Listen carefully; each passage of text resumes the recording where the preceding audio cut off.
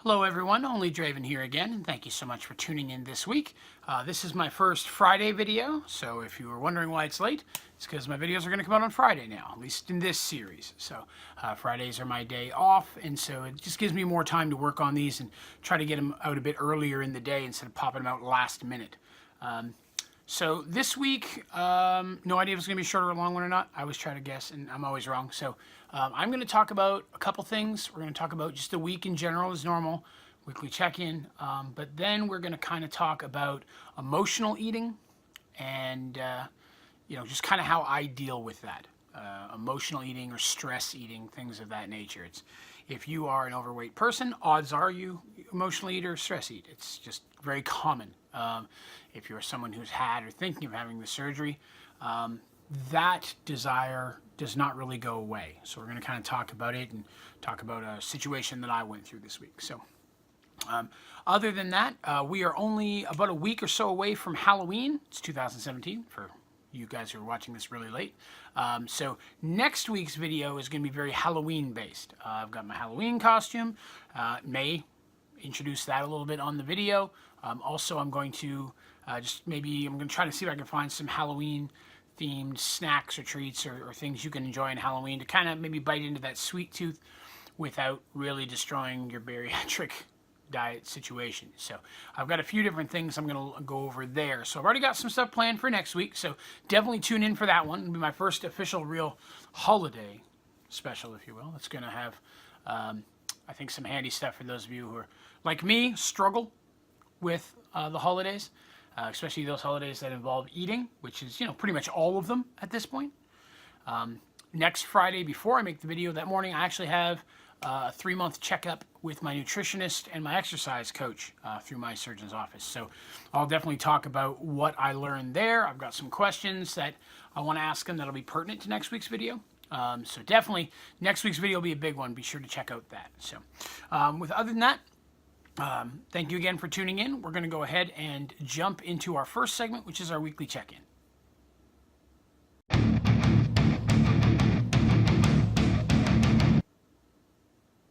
Okay, so in this week's weekly check-in, it's just a little bit different than normal. As this is my first video on a Friday, it's coming out 2 days later than normal, which means I've moved my official day that I weigh to Fridays as well. I like to have that day the same day that I make these videos. So this week of weight loss was actually 9 days. So definitely want to take that into account and make sure I'm upfront about that because I had a pretty good week, but it was a couple days more than a week.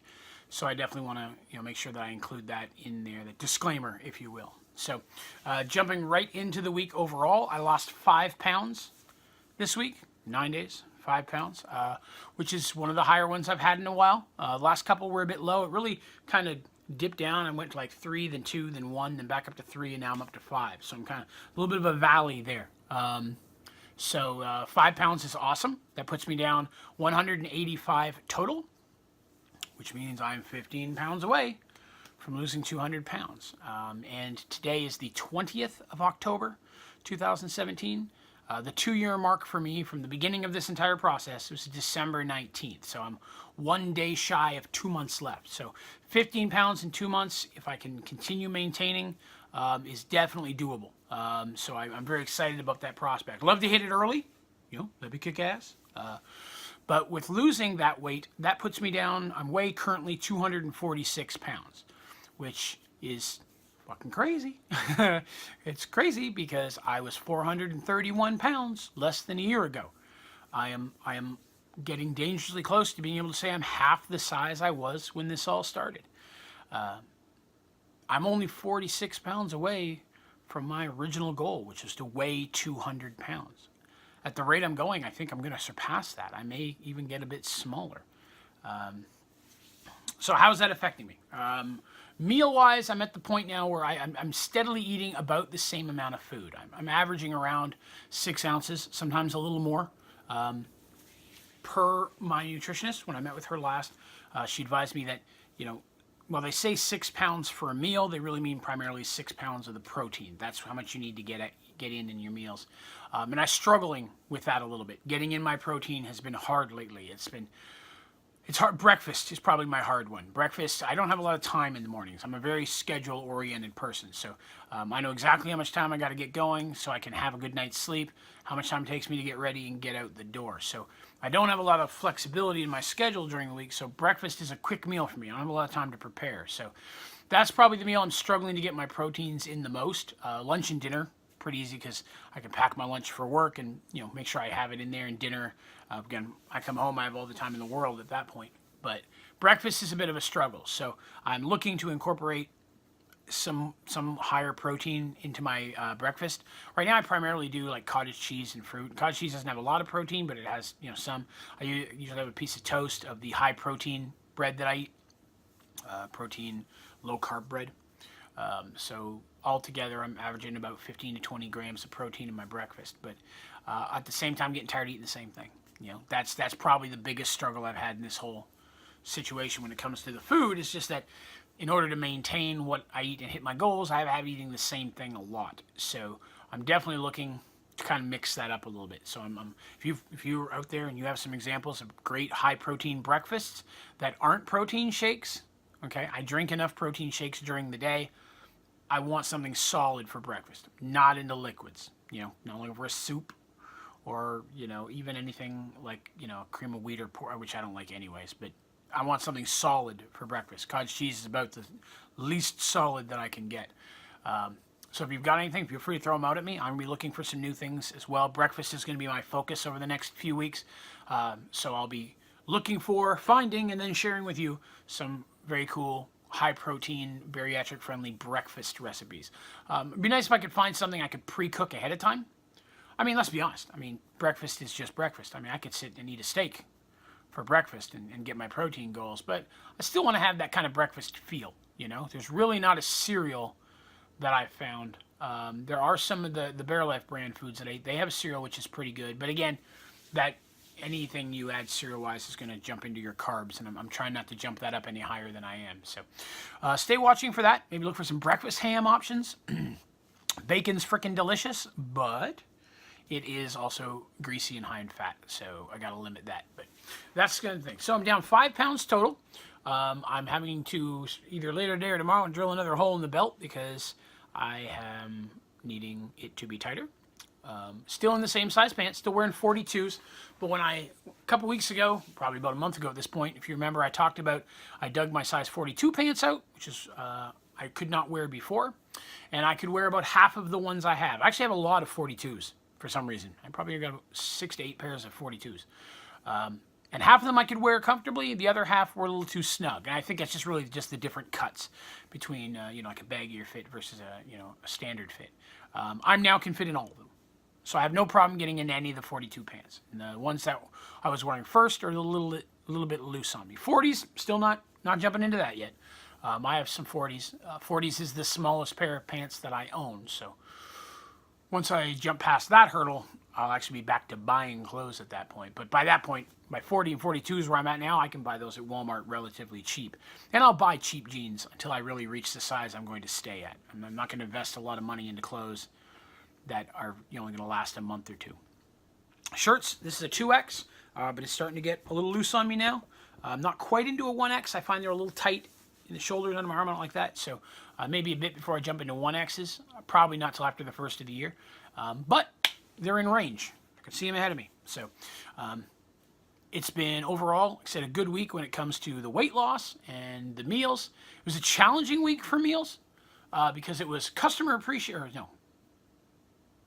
service appreciation week at my company. So as that, they were appreciating us for the work that we do. I work in customer service in a call center. And so, of course, in order to celebrate that, there was games and there's puzzles and there'll be prizes, which at this point, I don't know if I've won anything, but I rarely do. But of course, they also wanted to give everybody food, and they had different food every day, and I couldn't eat a damn thing. Pretzels with cheese one day, nachos with cheese one day. What'd they have? Snow cones one day. Like I'm going to eat a snow cone. Donuts another day. They had hamburgers and hot dogs, which would have been the one day I might have been able to eat something, just the meat patty, but I was actually off that day. I had to take a day off and take a short trip this week. We're going to talk about that in the next section. But it was a rough week to be around. I'm happy to say that I avoided temptation and ate none of it. Not a thing. They gave out free candy. I gave mine away. When it came to the snow cones or the donuts, I got mine. I gave them to a coworker. Yeah, because they got them for us. I don't want to get wasted, but I'm not going to eat them. So I managed to avoid all of that, which was pretty kick-ass. And as such, had a very good weight loss week, 5 pounds down. But it was a challenge. It's hard watching everybody else eat tasty stuff that I used to enjoy. But it's not as hard as it used to be. You know, I find sometimes like, I would like to have that, and then I don't think about it anymore. You know, I have that moment of, oh, wow, that'd be great, and then it's out of sight, out of mind. Whereas I used to would have pined over that kind of thing. Used to would have. That was bad grammar.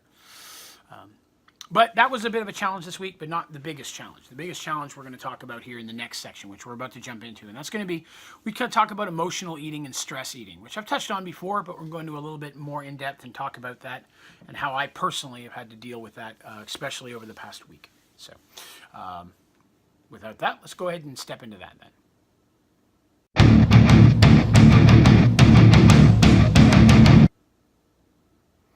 So this week we're going to talk about stress eating and, you know, depression eating and just that mental issue we have where we eat to make ourselves feel better, not because we're hungry, but just because something's wrong. You know, it could be sadness, depression, loneliness. There's a lot of different things that drive people to stress eat, just stress itself. But I had a pretty rough week overall. I'm going to just touch on a couple things. I try not to talk too much about what's going on outside of the bariatric stuff, but this week, those things actively affected that. So I'm going to kind of give just a little bit of a backstory. Had a rough week. Tuesday, my wife and I took the day off work, and we had to drive several hours to Nashville, Tennessee, to go to Vanderbilt University to meet with her doctor. My wife had brain surgery a couple of years ago. She had a small cavernous malformation, which is a small growth in her brain, that was causing her to have a lot of seizures, sometimes 5 to 8 a day. Sometimes she would black out completely. She couldn't drive, and it was very, very rough on her. We tried for years, different medications and procedures, but eventually it came to a fact that they had to do brain surgery and remove a small piece of the brain where the growth was. So that happened September, was 2 years ago, I believe, September. Maybe a little more, and we go back every year to check on that. Now, over the past 6 to 8 months, my wife still has seizures, but nowhere near like she did. So it used to be like 3, 5, 8 a day. Now she'll have one every month or two, or maybe she'll have a couple in a week period and then not have any for a couple months. It's sporadic, but we have noticed that they've been increasing just a little bit in frequency.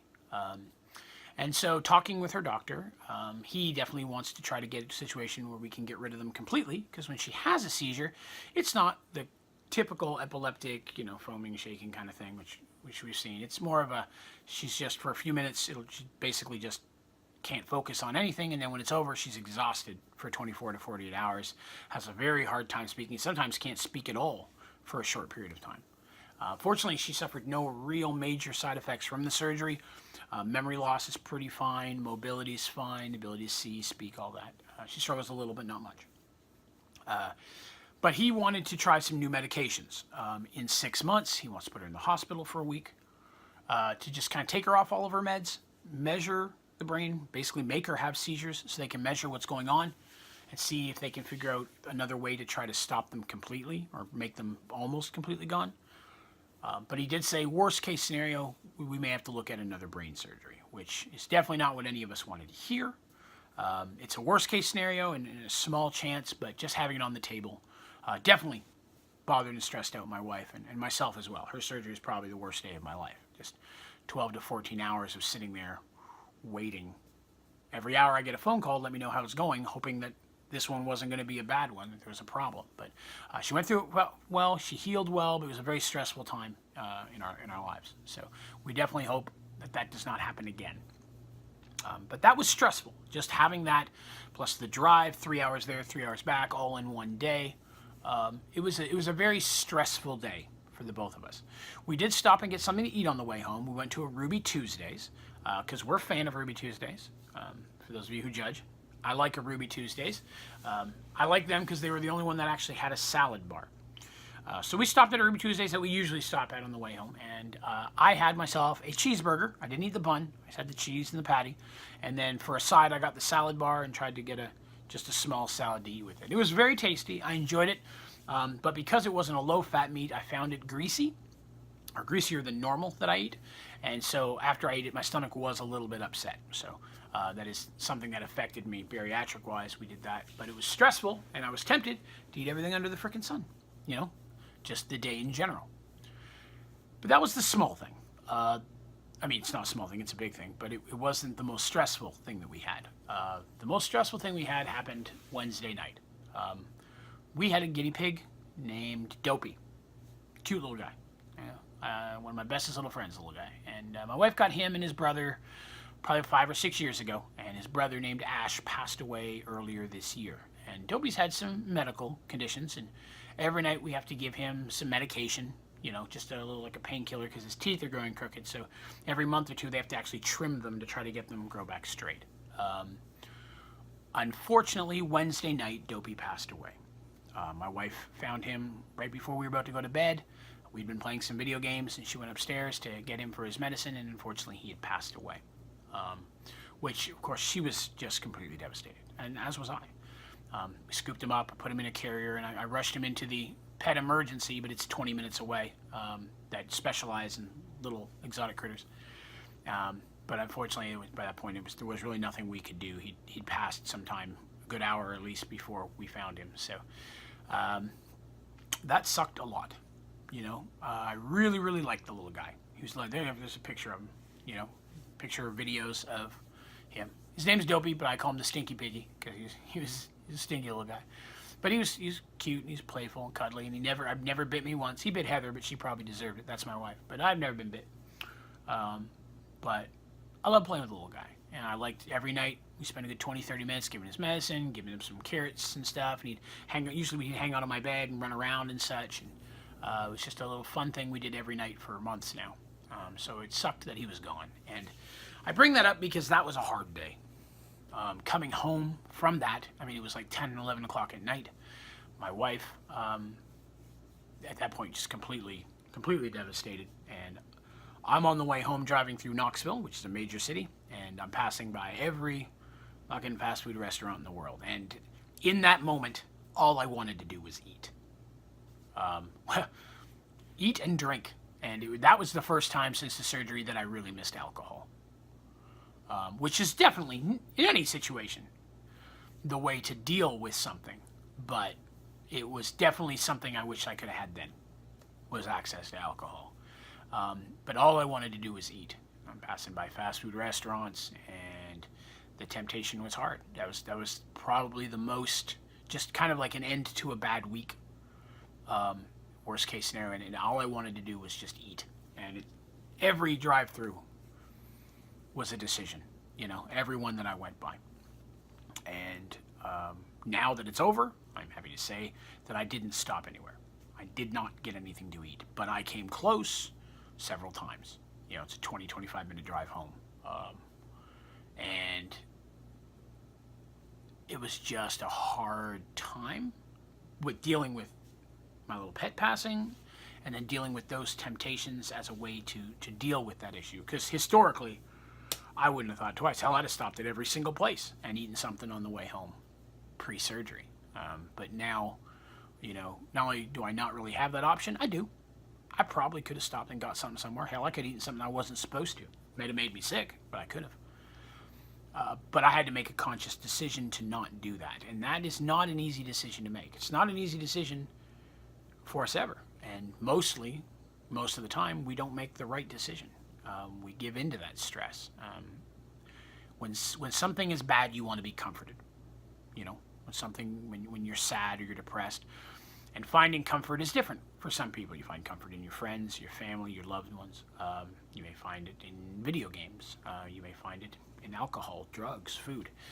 Finding that comfort, that way to make you feel better, is something that we just naturally seek out as people. And as large people, food is usually our first go-to. Although that day alcohol was almost even more tempting. But not a drop, still haven't had drop alcohol since I started this process, and I did not stop and get any food. But it was by far the biggest struggle I've had to not break those 2 rules. Not just because my doctors say not to, but because I've decided I'm not going to. Those are my rules. I want to succeed. I want this to keep going. And as I've mentioned before, I'm a food addict. You know, like an alcoholic or a drug addict, I will always be an addict. That's never going to stop. And I'm afraid of falling off the wagon. I don't, you know, even during this, I talked about the free food they're giving away at my work. There's a lot of people who are like, well, can't you just have one? I mean, you could just have one, right? You've been doing so well. I could probably just have one and probably be fine, you know? Or I could just fall right off the wagon and go right back to eating the way I was and destroy everything that I've worked for over the past year. That momentary comfort was not worth it to me. I wanted to be comforted. I wanted to feel better in the moment. But I knew that I would end up feeling worse about finding that comfort or seeking it out later.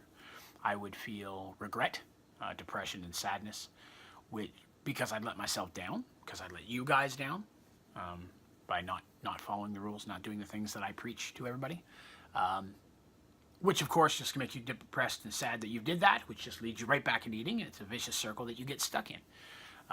You're constantly chasing your own tail in that situation, and you're never going to get out of it. You have to make that conscious decision of what is more important to you. Do you want to be healthier?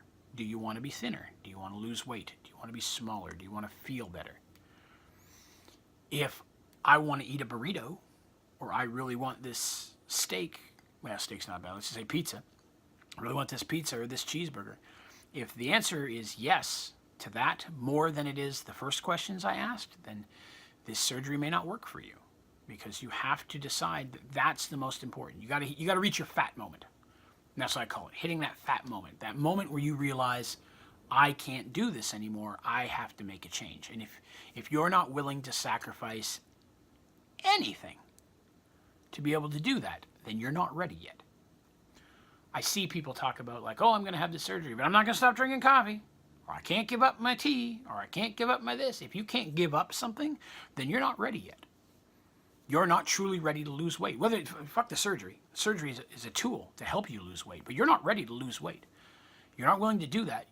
If you're not willing to give up anything, you know, food and drink wise, I'm not asking you to give up your family, of course, something like that. But if you're not willing to give up food and drink and alcohol and snacks and candy and coffee and tea, then you're not ready to lose weight. You're not serious about it yet. You could sit there and say, I am serious. I'm tired of this. I want to do that. And then go eat a donut. You are not serious about it. You are more serious about that damn donut. You have to be willing to give up anything. Nothing is off limits when it comes to food. You have to be willing to say permanently, I'm never going to get to have this again, something that I love. Because this is more important. I want to lose this weight. I want to be healthier. I want to feel energy. I want to feel fit. I want to be able to do the things I want to do without being in pain or sore or just too tired to move. You have to be willing to give up anything. And if you're not ready yet. That's not to say you won't be. I've had times when I've dieted and I've lost weight and I've worked on it, but I still did things. I had my cheat days, or I still got to have a pizza once every so often. I wasn't willing to give that up, and I never could succeed. I just kept gaining the weight back. It wasn't until I said, yes, I'm willing to give up anything that I have to be able to do this, that I began to have success, long-term success. And it's never going to be easy. It's still going to struggle. This week was a particularly hard week for me. It was a challenging week where I had to make decisions. I'm happy to say, looking back, I feel I made the right decisions. I made the best decisions for me long-term. In the moment, I would have felt better doing other things. But now that it's all said and done, and I mean, I'm still sad that I lost my friend. And I'm sad that I'm not going to get to play with this little fluffy ass anymore. But I'm happy that I made the right choices in the moment to move forward with the rest of my life. I mean, I know he's just a little guinea pig, but I think he'd prefer that. I think he'd prefer that I take care of myself, moving on. So, sometimes it's not easy to make these decisions alone. Sometimes you need help. You know, sometimes friends and family aren't enough. There are support groups out there. If you've had the surgery, you're thinking of having the surgery, there are many support groups out there online or in your area. You know, seek them out. Reach out to your bariatric surgeon's office. They're going to know where they are. You know, there's multiple around my area run by my office. And I'm a member of several different Facebook groups. Hell, use me. You know, shoot me messages. You need help.